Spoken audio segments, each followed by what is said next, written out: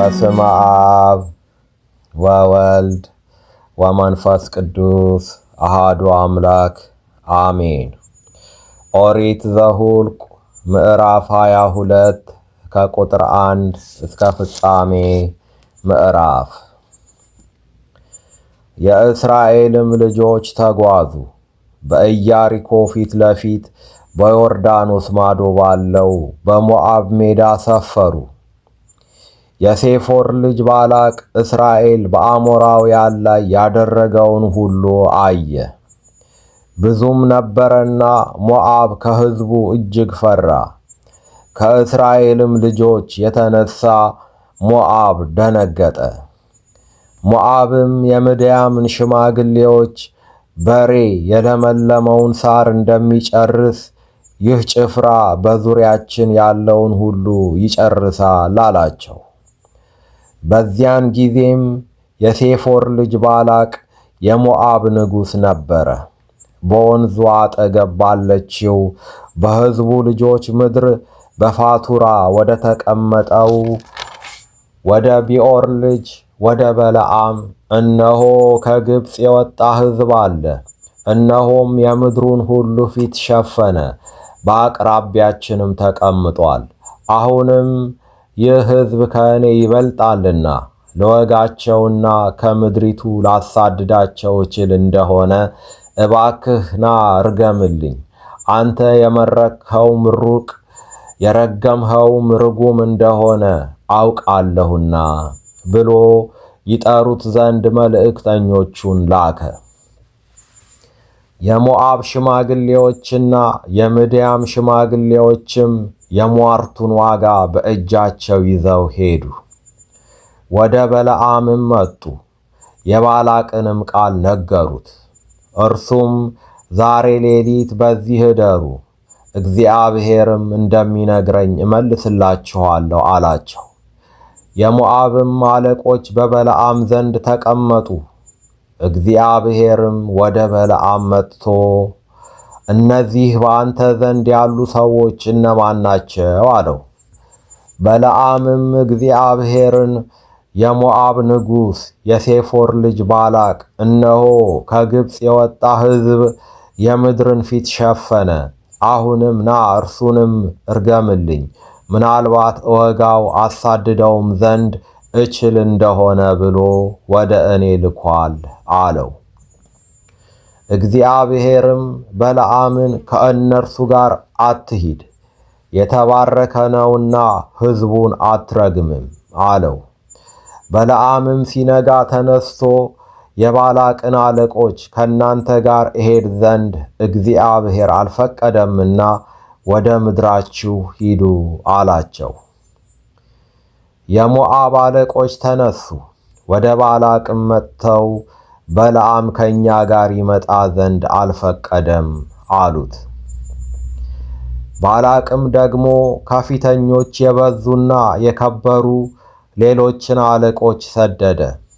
ወደ በለዓምም መጥተው የሴፎር ልጅ ባላቅ ክብርህን እጅግ ታላቅ አደርገዋለሁና የተናገርኸውንም ሁሉ አደርግልሃለሁና እባክህ ወደ እኔ ትመጣ ዘንድ ምንም አይከልክልህ፣ እባክህ ና ይህን ሕዝብ ርገምልኝ አለ ብለው ነገሩት።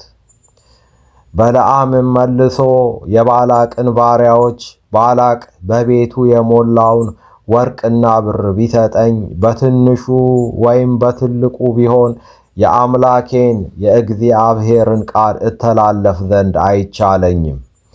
አሁንም እግዚአብሔር ደግሞ የሚነግረኝን አውቅ ዘንድ እባካችሁ ዛሬ ሌሊት ደግሞ በዚህ እደሩ አላቸው። እግዚአብሔርም ወደ በለዓም በሌሊት መጥቶ ሰዎች ይጠሩህ ዘንድ መጥተው እንደሆነ ተነሳ፣ ከእነርሱም ጋር ሂድ፣ ነገር ግን የምነግርህን ቃል ብቻ ታደርጋለህ አለው።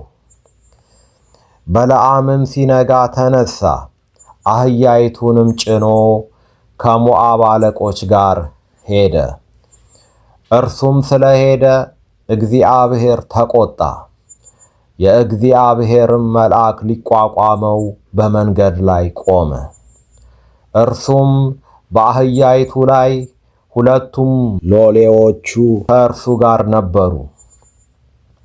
አህያይቱም የእግዚአብሔርን መልአክ በመንገድ ላይ ቆሞ የተመዘዘም ሰይፍ በእጁ ይዞ አየች። ከመንገዱም ፈቀቅ ብላ ወደ እርሻው ውስጥ ገባች። በለዓምም ወደ መንገድ ይመልሳት ዘንድ አህያይቱን መታት። የእግዚአብሔርም መልአክ ከወይኑ ቦታዎች መካከል በወዲያና በወዲህ ወገን ግንብ በነበረበት በጠባብ መንገድ ላይ ቆመ።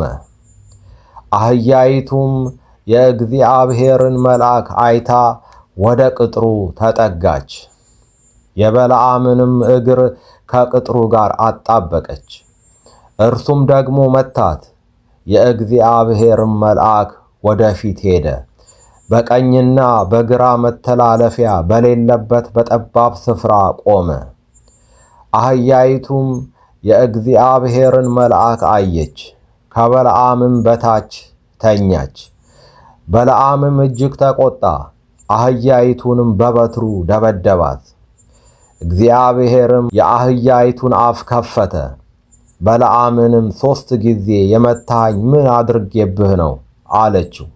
በለዓምም አህያይቱን ስላላገጥሽብኝ ነው፣ በእጄስ ሰይፍ ቢኖር አሁን በገደልሁሽ ነበር አላት። አህያይቱም በለዓምን ከብዙ ዘመን ጀምሮ እስከ ዛሬ ድረስ የምትቀመጥብኝ አህያህ አይደለሁምን? በውኑ እንዲህ አደርግ ዘንድ ልማዴ ነበረን? አለችው። እርሱም እንዲህ አላደረግሽብኝም አላት። እግዚአብሔርም የበለዓምን ዓይኖች ከፈተ። የእግዚአብሔርን መልአክ በመንገድ ላይ ቆሞ የተመዘዘም ሰይፍ በእጁ ይዞ አየ፣ ሰገደም፣ በግንባሩም ወደቀ። የእግዚአብሔርም መልአክ አህያህን 3 ጊዜ ለምን መታህ? እነሆ መንገድህ በፊቴ ጠማማ ነውና እቋቋምህ ዘንድ ወጥቻለሁ። አህያይቱም አይታኝ ከፊቴ 3 ጊዜ ፈቀቅ አለች። ከፊቴስ ፈቀቅ ባላለች በእውነት አሁን አንተን በገደልሁ እርሷንም ባዳንኋት ነበር አለው። በለዓምም የእግዚአብሔርን መልአክ በድያለሁ፣ አንተ በመንገድ ላይ በፊቴ እንደቆምህብኝ አላወቅሁም። እንግዲህም አሁን አትወድድ እንደሆነ እመለሳለሁ አለው። የእግዚአብሔርም መልአክ በለዓምን ከሰዎቹ ጋር ሂድ፣ ነገር ግን የምናገርህን ቃል ብቻ ትናገራለህ አለው። በለዓምም ከባላቅ አለቆች ጋር ሄደ። ባላቅም በለዓም እንደመጣ በሰማ ጊዜ በአርኖን ዳርቻ በመጨረሻ ወዳለችው ወደ ሞዓብ ከተማ ሊገናኘው ወጣ።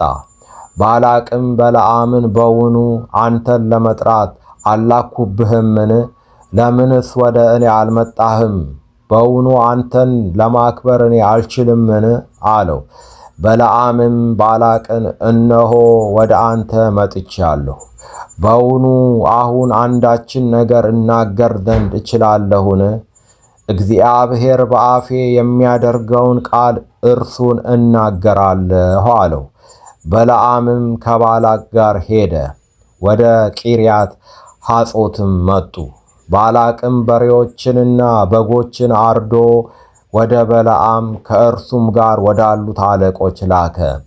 በነጋውም ባላቅ በለዓምን ይዞ ወደ በዓል ኮረብታ መስገጃ አወጣው። በዚያም ሆኖ የሕዝቡን ዳርቻ አየ። ይቆየን። ወስብሐት ለእግዚአብሔር።